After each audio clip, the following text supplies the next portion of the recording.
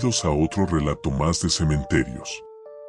Pónganse cómodos, apaguen las luces y prepárense para adentrarse en una historia donde la muerte y lo desconocido se entrelazan en las sombras. Silencio. ¿Lo escuchan? Algo se mueve entre las tumbas. La procesión en el cementerio. Quien quiera que lea, espero me crea. Lo que estoy por narrar sucedió apenas hace un par de años, para ser precisos, un par de días antes de que el coronavirus llegara a México. Lo recuerdo porque fue la última vez que visité el cementerio, ya que las actuales restricciones nos impiden ingresar a dar el último adiós a nuestros seres queridos. Todo inició el día que mi abuela falleció, era algo que se esperaba, ya que la pobre mujer llevaba tiempo en el hospital debido a una complicación por diabetes, así que el proceso fue tan normal como podría ser. Ella era la madre de mi papá, el cual se encargó de los trámites fúnebres, mientras las llamadas para avisar a los familiares fueron a cargo de mi madre. Todo el proceso se llevó a cabo en mi casa, pues estaba muy cerca del Panteón 20 de Noviembre, en Tlalpan.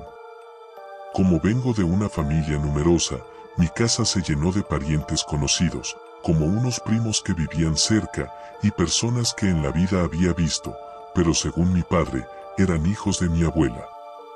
Entre ellos había una mujer relativamente joven, con una niña de unos 9 años, según mi papá, era mi tía Marta, quien venía desde Iguala Guerrero. Su hija tenía un gran parecido con ella, pero nos miraba a todos con timidez. De algún modo presentía que tenía que ser cortés con ambas, así que me acerqué a la niña primero y me presenté. Soy Matías, tu primo, mucho gusto. Le dije. Quizá mi tono de voz le generó confianza, porque venció su timidez, me sonrió y me dijo con dulzura. Yo soy Claudia, y ella es mi mami, Marta. Ante sus palabras, mi tía me sonrió como agradecida y me quedé platicando un rato con ellas. Por mi tía supe que era madre soltera, pues el padre de Claudia desapareció justo cuando se enteró de que estaba embarazada, así que tuvo que cuidar sola a su pequeña, por tal motivo perdió algo de comunicación con la familia y no fue hasta que mamá le comunicó de lo sucedido con la abuela que supo de alguien de su familia. En parte porque excepto mi papá y mi tío, el que vivía cerca, todos los demás la juzgaron de mala manera por tener una hija fuera del matrimonio.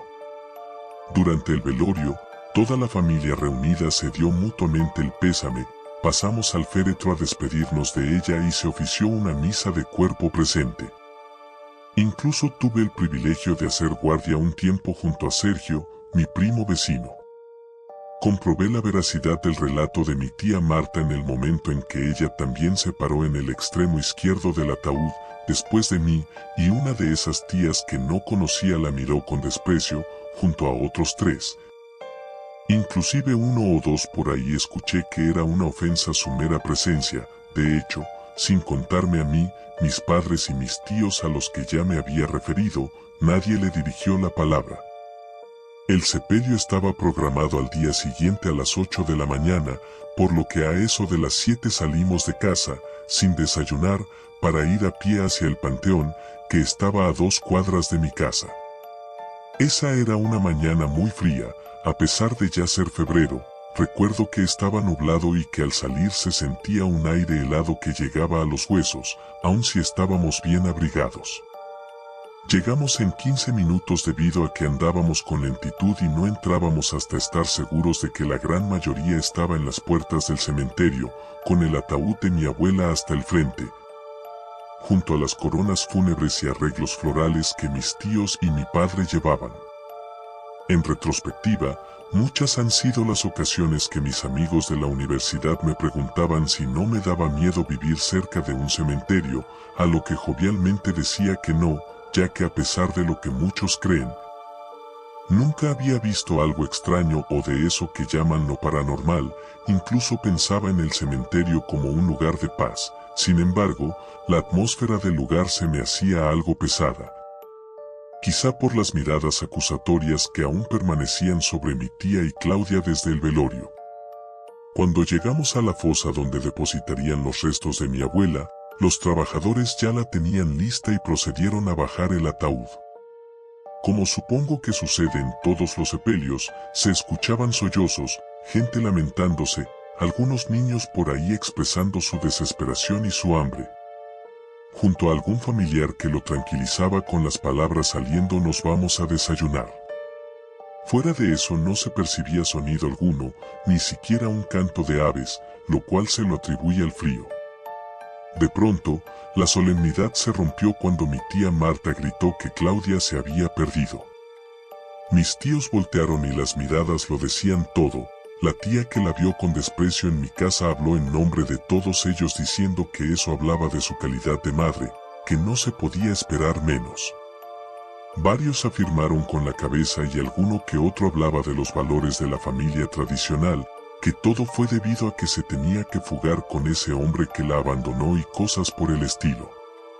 Personalmente, nunca fui de los que les gusta juzgar a la gente, creo que eso fue lo que la pequeña Claudia vio en mi saludo inicial, y por la forma en que todos mis tíos hablaban de mi tía Marta me llené de indignación. Iba a reclamar a los presentes por su conducta, no obstante mi papá me tomó del brazo y se adelantó a mis acciones. En voz alta me pidió a mí y a mi primo Sergio que ayudáramos a buscar a la niña, mientras los demás seguían con el cortejo fúnebre de la abuela. Así, mi padre logró que al menos alguien pudiera ayudar a mi infortunada tía sin que los demás familiares tuvieran que molestarse en decir una palabra más y pudieran enfocarse en el sepelio de la abuela. Los tres comenzamos la búsqueda en las tumbas aledañas, con el temor de que Claudia hubiera caído en una fosa vacía. Para alivio de su madre no la encontramos en ninguna de ellas, por lo que continuamos unos pasos más allá del lugar donde estaba nuestra familia. Mi tía estaba optimista. No creyó que pudiera estar muy lejos, pues no había pasado mucho tiempo de que la perdió de vista. Sin embargo, la cantidad de tumbas y pequeños mausoleos alrededor de la fosa de mi abuela dificultaba la tarea. Como todavía no hallamos rastro alguno de Claudia, nos separamos para abarcar mayor terreno, tomamos 3 direcciones. La última morada de mi abuela se encontraba pegada al corredor principal que iniciaba desde la entrada del cementerio. En medio de ese corredor hay una pequeña capilla y de ahí se dividía en 3 senderos diferentes. Yo seguí derecho, Sergio tomó un camino que iba hacia la izquierda y mi tía Marta fue a la derecha. El cementerio estaba construido en una superficie irregular. Había pequeñas lomas que hacían que unas tumbas sobresalieran sobre otras, lo cual ocultaba a la vista algunas lápidas en las que podría esconderse mi primita. Este panorama fue el que encontré, no pocas veces tuve que regresar el camino porque hubo tumbas que no podía ver. Para mi fortuna, después de un rato encontré a la pequeña Claudia, sentada en una tumba que estaba cerca de una pileta, tenía su cara pegada a las rodillas y estaba llorando. Le toqué el hombro y la llamé por su nombre. Al levantar su cara me abrazó y sentí que temblaba. Al principio supuse que fue debido al temor de haberse perdido.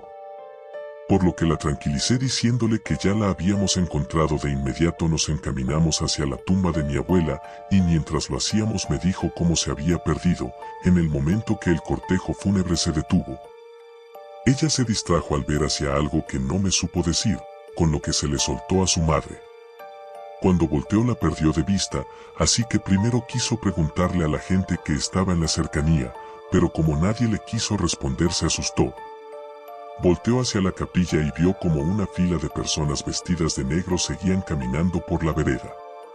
Como todos teníamos ese mismo color de vestimenta y nadie le hablaba, Claudia decidió seguir a esa fila, creyendo que los que nos quedamos íbamos a esperar algo más y que eventualmente ambas compañías se iban a juntar.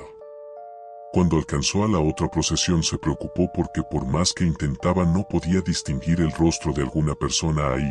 Su angustia aumentó porque no encontraba a su madre. Así que quiso pedir ayuda a alguna de esas personas, sin embargo, nadie le respondía. Luego me dijo que lo último que recuerda es que estaba sentada en la tumba en que la encontré. Extrañado, le puse mi mano sobre su cabeza y le pregunté por simple curiosidad si sabía por dónde se fueron las personas a las que siguió. Ella señaló hacia donde terminaba el camino, más allá de la pileta, el cual daba a la parte más antigua del cementerio. Esto lo supe gracias a lo que mi papá me contaba del lugar, pues él ha vivido en Tlalpan toda su vida. Ahí divisé a lo lejos que, en efecto, había una fila de personas vestidas de negro, tal como ella me había dicho. Eran alrededor de 15 a 20 personas, todas formadas en una sola fila, aunque llamó mi atención lo peculiar de sus ropas. No eran trajes como los que ahora usamos, sino capuchas, como si fueran monjes o algo así. Gracias a ellas no podía distinguirles sus rostros. Luego pensé que tal vez por ello no pudo identificar a nadie la pobre de Claudia. Después me invadió la curiosidad, pues recordaba que apenas iban a abrir las rejas del panteón cuando llegamos, además de que no había más personas que nosotros. ¿En qué momento entró ese grupo de gente? Por su apariencia no podían pasar desapercibidas. ¿Cómo no pudo alguien notarlas? Le pedí a Claudia que me esperara ahí, pues estaba seguro de que ni Sergio ni mi tía Marta estarían muy lejos. Di no más de 3 pasos. De repente sentí que una mano me jalaba por atrás y me volteó de espaldas a mi objetivo. Era uno de los trabajadores del panteón, quien me miró seriamente. Tenía la cara algo arrugada, sus cabellos ya eran en su mayoría blancos, aunque algunos parecían tener un color negro como de una noche muy oscura, la piel muy curtida por las constantes asoleadas. Sus ojos eran de un verde intenso, de su boca asomaban algunos dientes muy amarillos que le daban mal aspecto y su ropa estaba llena de tierra. De la otra mano colgaba una pala que pareció haberla usado recientemente. «Pronto, llévate a la niña y váyanse de aquí, y no miren atrás», me gritó. Le pregunté por qué, si molestábamos a la gente que estaba adelante. Sin embargo, volvió a gritarme que me fuera con mi primita y que no volteara, sin importar lo que oyera. Ante la insistencia del hombre, tomé a Claudia de la mano y me retiré de ahí.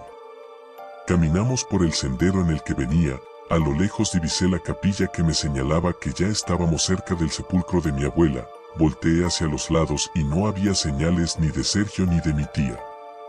Por lo que supuse que regresaron con la esperanza de que alguno de los demás haya encontrado a Claudia. De pronto me pareció que alguien me llamaba. Era como una voz de mujer. Estuve tentado a girar la cabeza, pero mi prima apretó con mayor fuerza mi mano, como si quisiera pedirme que no girara la cabeza. Su cuerpecito empezó a temblar como cuando la encontré. Al voltear a verla, sus ojos se abrieron e hizo una mueca de terror. «Es ella», me susurró, «ya me acordé». Una señora me tomó del hombro y me quiso llevar con ella en cuanto vi su rostro. «Vámonos», me dijo llorando. De alguna manera le creí, pues por muy fantasioso que pueda ser un niño, jamás podría actuar un temor como el que manifestaba Claudia. Cargué a mi primita y eché a correr. «Ven, Matías, únetenos». ¿No quería saber quiénes éramos?, me gritó la dueña de la voz. «Aunque primero vamos por esa niñita». Al oír eso, Claudia gritó que no y evocó a su madre. En ese momento, vi a Sergio que movía su mano desde el punto en donde se dividía el camino que habíamos tomado para separarnos. Con las fuerzas que me quedaban corrí hasta él. En el instante en que llegué a su encuentro me preguntó cuál era la prisa. En broma me dijo que parecía que había visto un fantasma, cosa que por razones obvias no me causó gracia. Le enseñé a Claudia, quien temblaba de miedo. En ese momento llegó mi tía Marta, quien abrazó a su pequeña y después a mí, me dio las gracias y procedimos a incorporarnos con mi familia.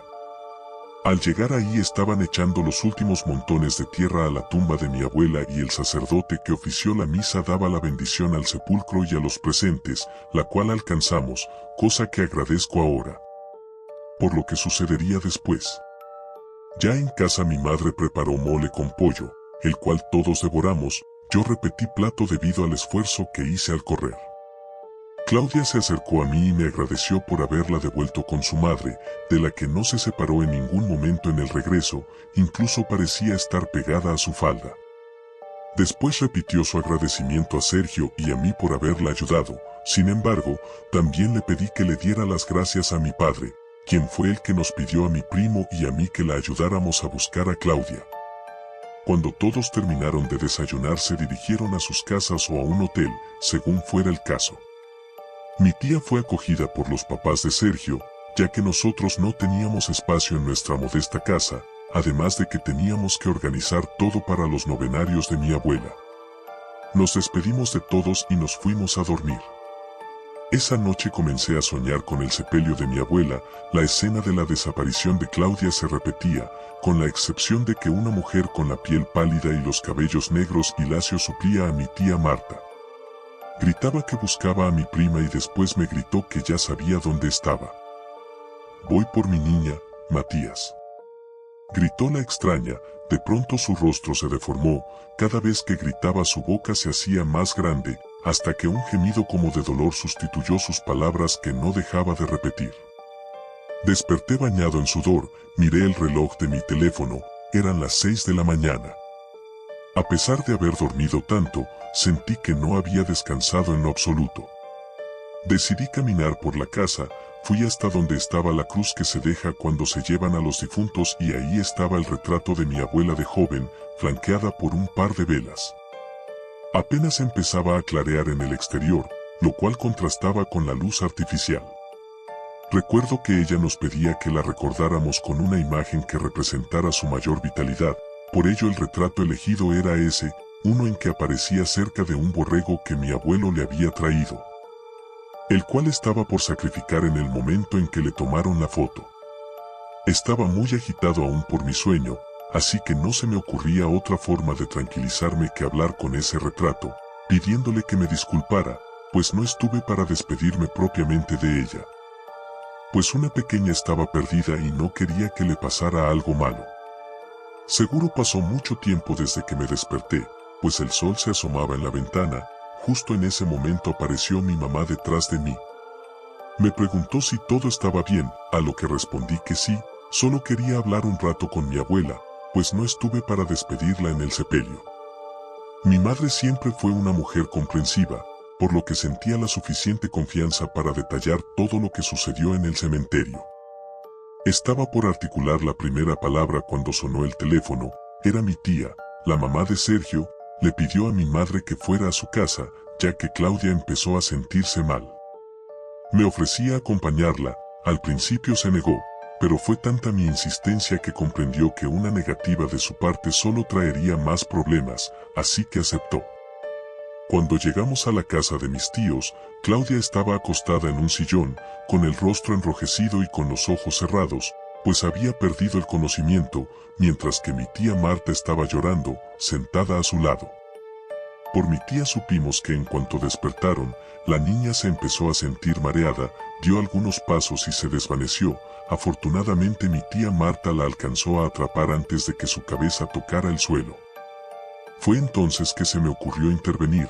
Le pregunté a ambas mujeres si habían visto algo extraño.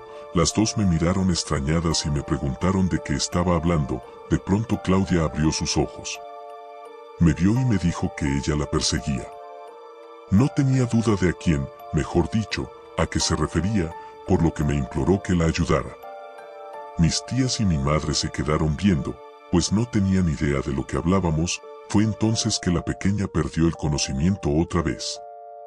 Mi tía Marta sintió que el corazón se le salía, así que entre sollozos le pidió a mi mamá y a mi otra mi tía que la acompañaran con Claudia al hospital más cercano.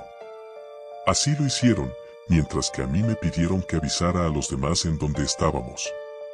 Estaba dispuesto a seguir las instrucciones de mi madre, no sin antes buscar ayuda en el lugar adecuado, así que me dirigí al cementerio y pregunté en las oficinas administrativas que estaban en la entrada por el enterrador que me había ayudado.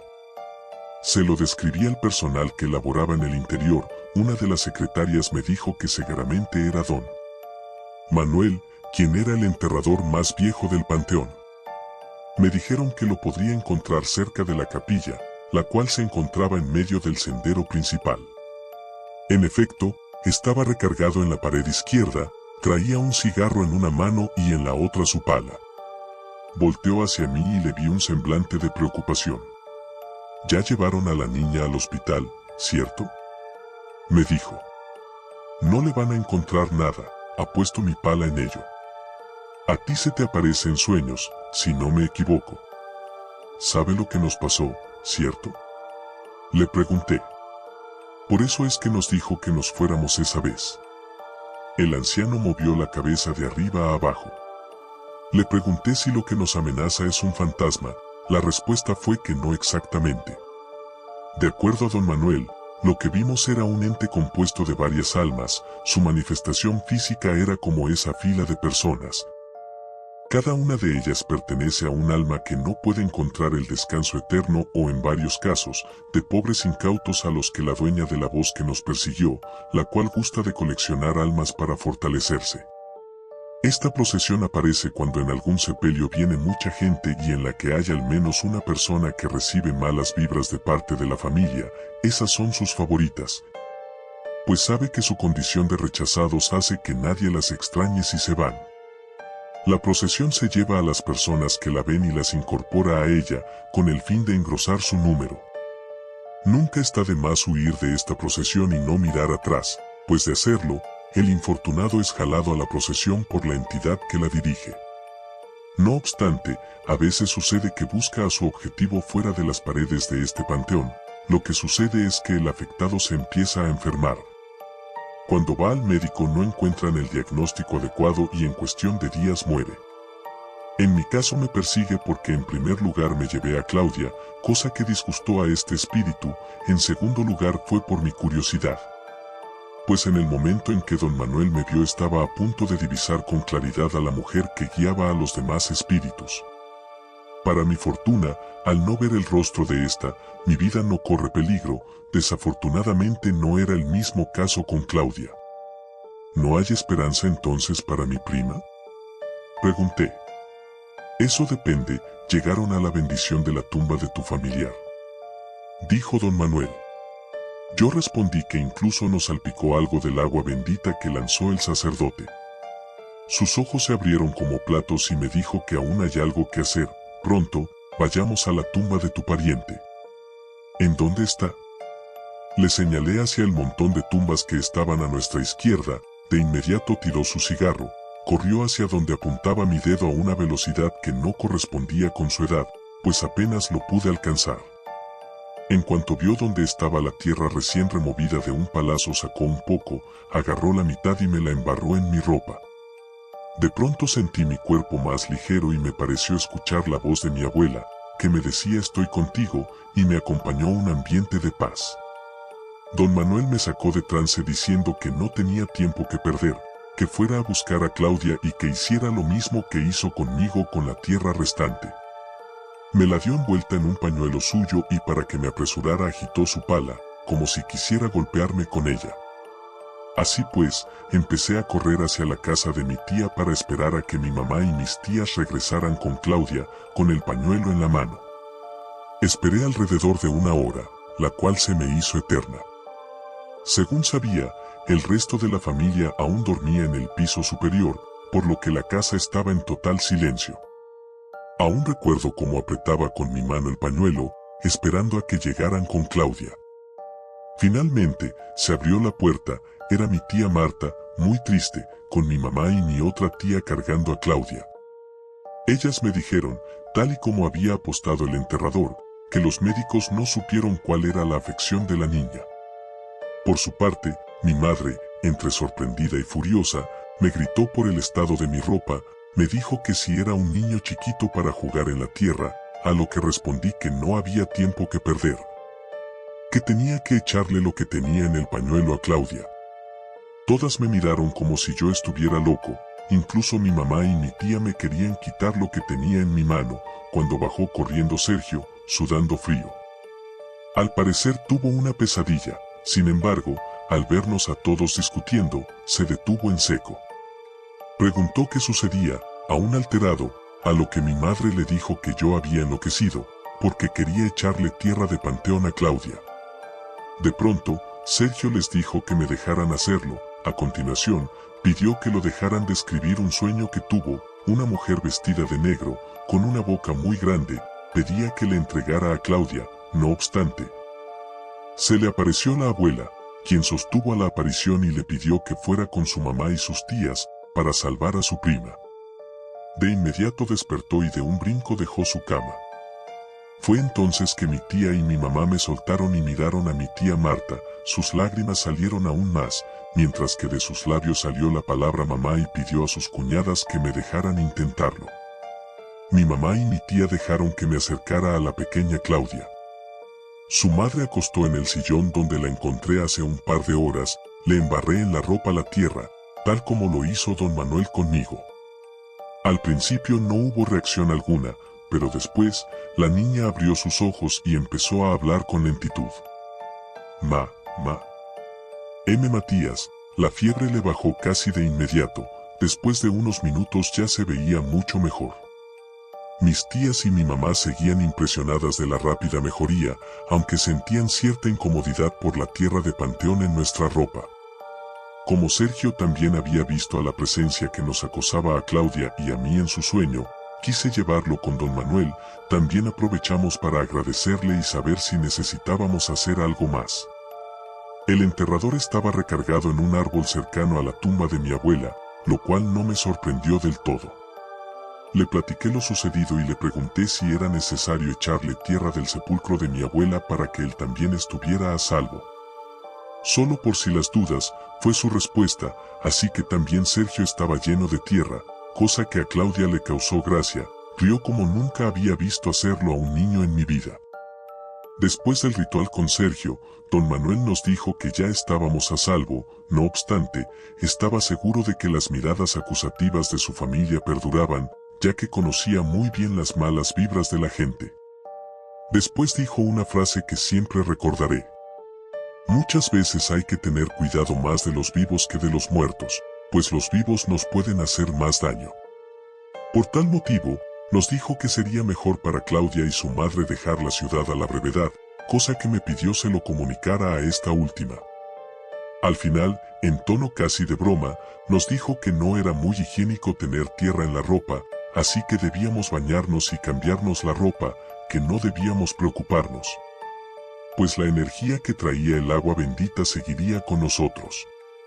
Claudia le dio las gracias de una forma muy entusiasta y los tres nos fuimos del cementerio. Muy triste, la pequeña me abrazó, pues sabía que ya no nos veríamos otra vez. Al entrar a la casa de Sergio, le explicamos todo a mis tías y mi madre. Mi tía Marta decidió volver a Iguala ese mismo día. No sin antes volver al cementerio para también agradecer a don Manuel y visitar por última vez a la abuela. Como me ofrecí acompañarlas a la terminal, ambas me compartieron que del mismo modo que yo, al visitar la tumba de la abuela sintieron paz y tranquilidad, mientras que Claudia sentía que un peso se iba de sus hombros.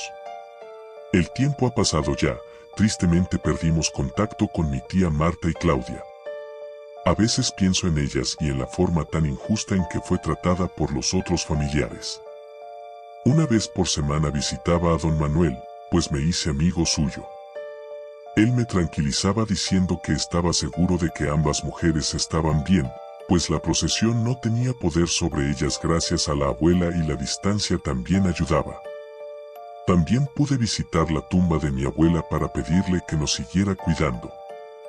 No obstante, la cuarentena interrumpió estas visitas. Ya ha pasado más de un año y no he podido ver a don Manuel. Ignoro si vive aún. Lo que sí es que debido a la frecuente llegada de procesiones a menudo me parece. Al asomarme por la ventana de mi habitación, la cual da hacia el cementerio, veo la misma fila. Estoy seguro de que se trata de esa procesión. Espero que mi abuela aún me proteja y a la distancia. A mi tía Marta y a la pequeña Claudia.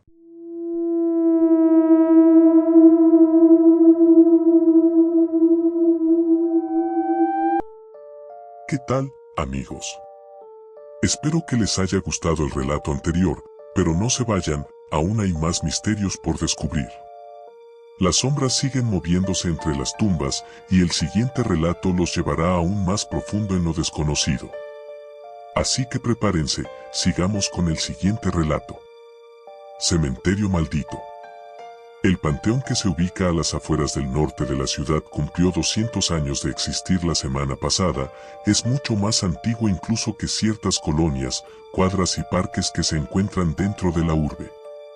El cementerio es enorme, pues a lo largo de 2 siglos se ha puesto en su extensión territorial los restos de miles de personas cuyas familias se han encargado de ir a mantener vivo su recuerdo. Sin embargo, por la misma antigüedad del lugar, las tumbas que llevan décadas sin ser procuradas son reutilizadas. Esto quiere decir que la lápida se retira y se realiza una excavación. El cuerpo es exhumado de su lugar de descanso y la extensión territorial donde éste se encontraba ahora se pondría disponible para albergar otro cuerpo. Algo que las familias no suelen preguntarse es si el lugar donde están enterrando a su allegado ya albergaba a otro cadáver antes que el de su pariente. Esto resulta siendo obvio por la antigüedad y la extensión del lugar, pero hay personas que de saber esto, no les gustaría que los restos de su ser querido fueran depositados en dicha denominación territorial, pues lo consideran inapropiado o simplemente como una falta de respeto. Mucho antes de que la ciudad fuera fundada, es claro que los nativos del lugar ya ocupaban partes del territorio donde ahora se ha construido una ciudad que pretende ser moderna y que intenta desarrollarse en aspectos socioculturales. Sin embargo, lo que muchos no saben es la existencia, o más bien, la anterior existencia de templos de las culturas originarias que se utilizaban del mismo modo que hoy en día se usa un cementerio, un lugar para ir a que los restos de tu amigo o familiar puedan descansar, y así su espíritu, según diversas creencias. Es evidente que los nativos del lugar no son la excepción en cuanto a ceremonias y rituales respecta la cultura que se ha fomentado alrededor de la muerte de una persona. Bebe mucho de las raíces de las personas que estuvieron y han estado primero que nosotros en el lugar donde actualmente vivimos, y es sabido que el cementerio ya mencionado era con anterioridad un lugar perteneciente a las comunidades originarias de la región, donde se realizaban rituales referentes a los muertos. Muchos no lo saben, y quienes lo llegan a saber se niegan a dejar los restos de sus seres queridos en un lugar que tiene tanta antigüedad. En la década de los años 80 empezó a contarse una leyenda por la ciudad. Se decía que el panteón al norte de la misma albergaba almas en pena. Almas que vagan alrededor de las tumbas y de los distintos senderos del territorio, no solamente en el cementerio, sino también en los lugares aledaños al mismo y a los pueblos que circundan el territorio cercano. Esto empezó a originarse gracias a las anécdotas e historias que contaban los veladores del cementerio, quienes aseguraban ver intrusos que caminaban por ahí, quienes de maneras desconocidas podían entrar al territorio sin que nadie se percatara de ello, y que después de seguir el rastro de dicho intruso, este ya no estaba.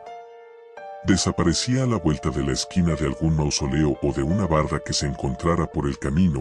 Esto fue despertando la curiosidad y también el miedo de muchas personas, quienes dejaban de frecuentar el lugar a altas horas de la noche. Familiares y personas que iban a rezar por sus difuntos, nunca planeaban quedarse hasta altas horas de la madrugada, pues las leyendas no se habían contado en vano, y estas tuvieron un impacto significativo en la manera de comportarse de los visitantes.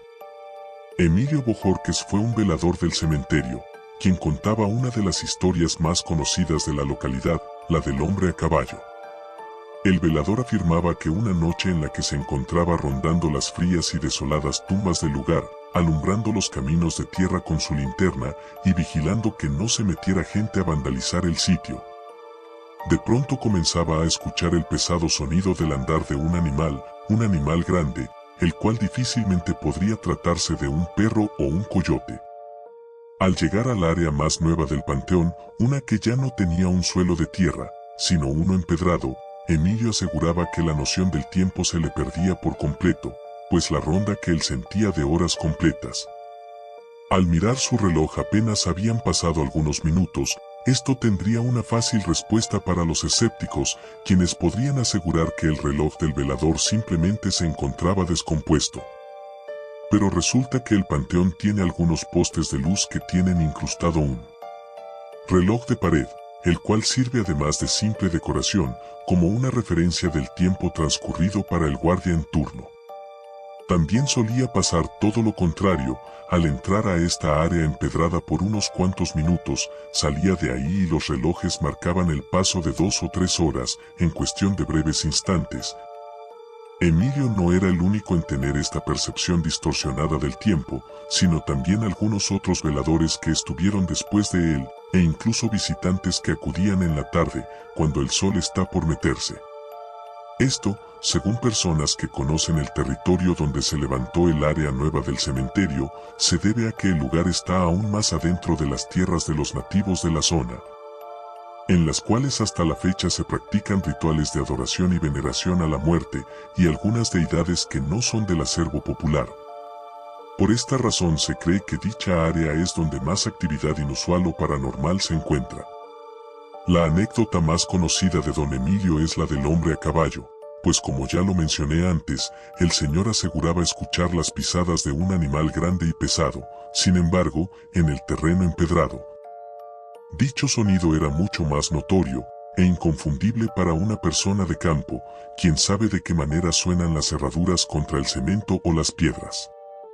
Emilio volteaba a todos lados, buscando el origen de dichas pisadas, pero no encontraba el lugar de donde procedían.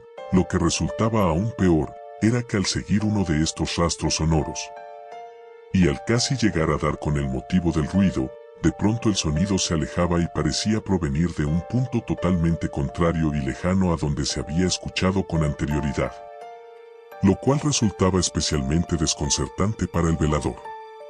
Una noche, después de escuchar este misterioso rastro sonoro de huellas de caballo, y al seguir su procedencia, como ya era costumbre para el velador, y esperando a que de pronto el sonido se alejara y cambiara de dirección.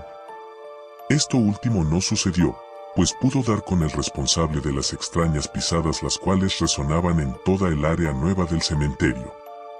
Se trataba de un hombre, quien montaba a un enorme caballo negro, el cual se desplazaba tranquilamente entre las tumbas del lugar.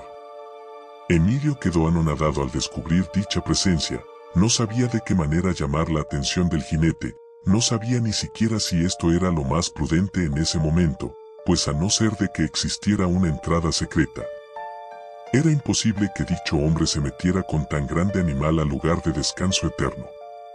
Eso no es lo más extraño del caso, lo más insólito y atemorizante péndula entre dos cuestiones. La número uno es el tamaño del caballo, pues este era descomunalmente grande. Era entre 2 y 3 veces las dimensiones de un caballo sire, los que son la raza de caballos más grande conocida. Estos llegan a medir 190 centímetros de alto, y a pesar entre 800 kilogramos y 1 tonelada, ahora imaginar un animal el cual doble estas dimensiones resulta en algo difícil de dilucidar. El segundo factor más desconcertante está en que en lo alto del lomo del animal, donde se encontraba sentado el jinete, no se podía distinguir facción alguna de su rostro, su cara, o por lo menos el espacio donde debería de estar. No es que estuviera cubierto por alguna tela, pasamontañas o máscara, sino que había algo raro en ese lugar, una especie de vórtice que se movía rápidamente, distorsionando cualquier facción distinguible de quien sea que estuviera encima del enorme animal. Emilio narra que en esa ocasión, él solamente se limitó a observar al jinete y a su enorme animal, alejarse lenta y pausadamente hacia la total oscuridad, hasta que su silueta y las pisadas del rocín se perdieran en la lejanía. Esa y muchas otras leyendas más son las que se cuentan en referencia al cementerio al norte de la ciudad, y personalmente no había tenido alguna experiencia con dicho lugar, hasta que inevitablemente tuve que acudir a él. Esto empezó por el lamentable fallecimiento de un sobrino mío, un niño de 9 años, quien habría muerto en un accidente en la escuela a la que asistía a clases. Hubo todo un escándalo mediático referente a la seguridad de las escuelas primarias y al fallecimiento del niño, pero eso es otro tema. Lo importante dentro de este contexto es que el cuerpo de mi sobrino sería enterrado en el panteón al norte de la ciudad, en el área nueva de este mismo. Todo esto sucedió cuando yo tenía 19 años, y al llegar al lugar, con el triste ambiente que había entre mi familia, y todas las cosas que empezaban a suceder en mi vida, yo no quería estar en ese sitio. Pero también entendía que era una falta de respeto simplemente querer irme, o pedirle a mis papás que me llevara a la casa. Era algo que solamente tenía que aguantar, pues no quería ser imprudente. Sin embargo, en la ceremonia de entierro decidí alejarme de donde se encontraba mi familia y me fui a caminar por el cementerio.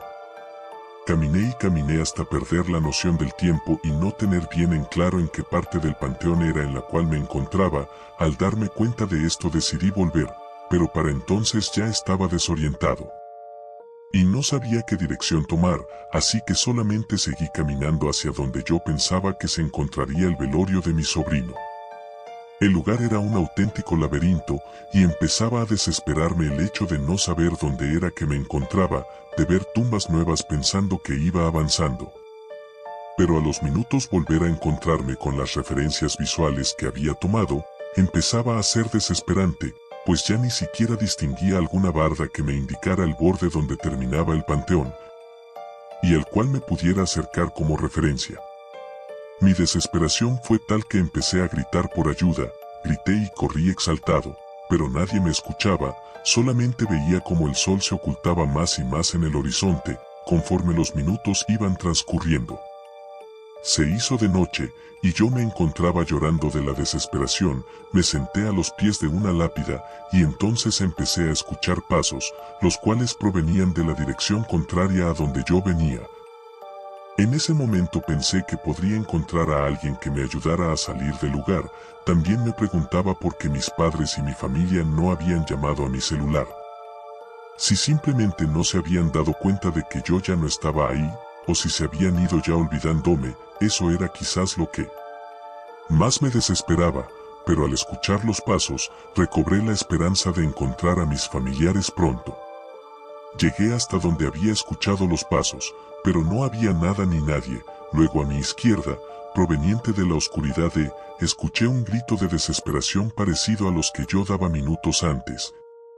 Pensé que podía ser alguien más que también se hubiera extraviado en el lugar, así que seguí ese rastro. No encontraba a nada ni a nadie, solamente un patrón infinito de lápidas grises, flores y lámparas que iluminaban la noche. Después de caminar por otro largo rato, empecé a escuchar el sonido de las cerraduras de un caballo. Cabe resaltar que para este entonces yo no conocía la leyenda contada de boca en boca sobre el misterioso hombre que ronda el lugar con su enorme animal. Entonces seguí el rastro del sonido, pero nunca me llevó a ningún lugar. En este recorrido, pude notar, o por lo menos creí hacerlo, algunas pequeñas siluetas que me observaban a la lejanía, como si de niños jugando y escondiéndose de mí. Me sentía vigilado, acechado, no sé de qué manera describirlo, pero en sí todo se sentía como si estuviera dentro de un sueño muy vívido, pero sin saber que este mismo fuera un sueño. Me di por vencido y me sentía exhausto después de tanto caminar, por lo que me acosté en el frío suelo, pero las ráfagas de aire eran muy heladas y mi cuerpo empezaba a temblar debido a las bajas temperaturas. Así que fui a buscar un lugar donde me pudiera refugiar del hélido aire. Encontré un lugar, era algo así como un mausoleo, el cual no tenía puertas, pero sí un techo y gruesas paredes de concreto. Me acerqué ahí y me tiré al suelo, pensando en que mi familia a este punto ya estarían desesperados buscándome. Habían pasado unas 8 horas desde la última vez que los vi, y era imposible que simplemente no se hayan dado cuenta que yo no estaba. Estaba consciente de que me iba a tocar quizás el mayor regaño de mi vida, pero en ese momento esa cuestión era la menor para mí, pues quería salir de ese enredoso lugar en el cual me encontraba perdido. Me quedé dormido sin darme cuenta, pero me despertó un ceseo, algo así como cuando le intentas hablar a alguien que se encuentra a unos metros de ti, pero no quieres hacer ruido, como una leve llamada de atención. Al principio pensé que lo había imaginado, pero después se repitió, y luego una tercera vez me hizo saber que realmente alguien se encontraba haciendo ese sonido, o quizás era el viento. Lo pensaba en lo que me despertaba tan repentinamente y me levantaba del suelo. Entonces vi la parte superior de una cabeza asomándose y viéndome por la esquina de una de las paredes del mausoleo. Grité de pánico. Me levanté y corrí del lugar. Después de alejarme varios metros más, vi en dirección hacia donde me encontraba acostado, y esa presencia seguía ahí, asomándose, vigilándome desde la lejanía. Me temblaban las piernas por el miedo y por el frío, no sentía la punta de los dedos de las manos por lo mismo, no sabía en qué dirección huir, tampoco sabía si lo que estaba viendo ahí era un fantasma o alguna otra cosa. Pero luego mi miedo se intensificó al ver a por lo menos media docena más de estos pequeños seres, los cuales asomaban sus cabezas de entre las tumbas. Me eché a correr desesperadamente en dirección contraria a estas figuras, a la lejanía escuchaba leves risas y murmullos que acechaban mi paso, no sabía dónde esconderme o qué hacer. Solamente huía desesperadamente por el miedo a lo desconocido, pensaba también en la mala suerte que tuve de perderme, y no solo eso, en no encontrarme a nadie más, a alguien que pudiera ayudarme, al velador, o a cualquier otra persona que pasara por el lugar visitando alguna tumba. Me faltaba el aire y me detuve a recuperarlo, me dolía el pecho de tanto haber corrido, y de inhalar el frío aire de la madrugada, para entonces ya pasaban de las 4 de la mañana. Y sabía que en unas cuantas horas iba a amanecer, entonces tendría más oportunidad de dar con alguien que me ayudara a salir del lugar, así que de nueva cuenta me senté cerca de una pequeña barda, la cual no era uno de los límites del cementerio, sino algo así como una capilla, la que estaba a medio construir. Había caminado y corrido demasiado, pero lo extraño es que nunca en mi vida me había sentido tan agotado. Después de acurrucarme enseguida de la barda, me sentí demasiado cansado. Me costaba muchísimo levantar una mano o mover un poco cualquier extremidad, mis ojos se sentían pesados y agotados, y una inevitable sensación de somnolencia me invadía, por lo que inevitablemente volví a quedarme dormido. Desperté no sé cuánto tiempo más tarde, pues mi celular había muerto, y ya no podía ver la hora. Los postes de luz que tenían incrustados los relojes marcaban las 5 de la tarde, pero no podía ser, no había dormido tanto. No podía haber pasado todo el día completo durmiendo en el cementerio, pero lo extraño es que el cielo no era el que vería de mañana, parecía el de un precoz atardecer que apenas se va tiñendo de colores cálidos. Totalmente desconcertado empecé a caminar de nueva cuenta, pero la sensación que ahora tenía era completamente diferente, ya no me sentía cansado, ni tenía el raro sentimiento de estar dentro de un sueño o algo así. Me sentía bastante normal, aunque no dejaba de estar preocupado por haberme perdido y no saber en qué punto del panteón me encontraba. Entonces a lo lejos, divisé a un grupo de personas, aparentemente llevando a cabo un entierro, corrí hacia ellos, pues tarde o temprano saldrían del lugar, y al explicarles que llevaba perdido desde el día anterior, seguramente me dejarían salir junto con ellos. Mi sorpresa fue enorme cuando vi que ese entierro se trataba del de mi pequeño sobrino, habían pasado toda la noche en el mismo lugar. O si no, de qué otra manera estaba todo tal y cual como se quedó antes de que me fuera y me perdiera entre las tumbas. Al llegar de nueva cuenta y ver a mi familia, le pregunté a mi padre que si por qué nadie me había llamado, o por qué razón nadie me buscó durante tanto tiempo. Su mirada de desconcierto fue inmediata, pues me dijo que no pensó necesario hacerlo, pues me había ido solamente por unos 10 minutos. Yo no podía creer lo que mi padre me decía, pero no era ninguna broma, su cara no era la de alguien mintiendo para asustar, no era el lugar ni el momento de decir ese tipo de cosas. Además de que si me hubiera perdido por todo un día, él y mi madre estuvieran totalmente exaltados, por lo que traté de seguirle la corriente y decirle que tenía razón, pues tampoco era el lugar ni el momento de explicarle lo que acababa de vivir.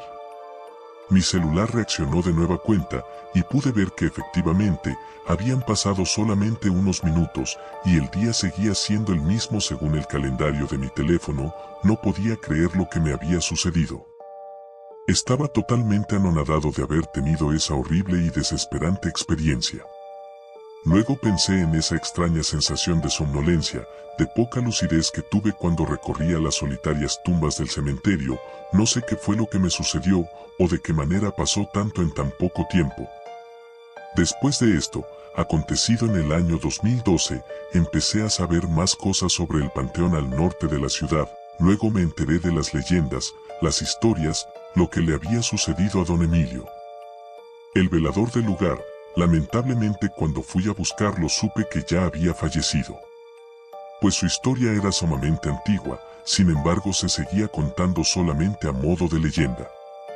Hasta la fecha no he conocido a alguien que le haya pasado algo similar a lo que yo tuve el infortunio de vivir, pero lo que sé es que ese lugar, cuna de múltiples leyendas locales, alberga algo realmente aterrador.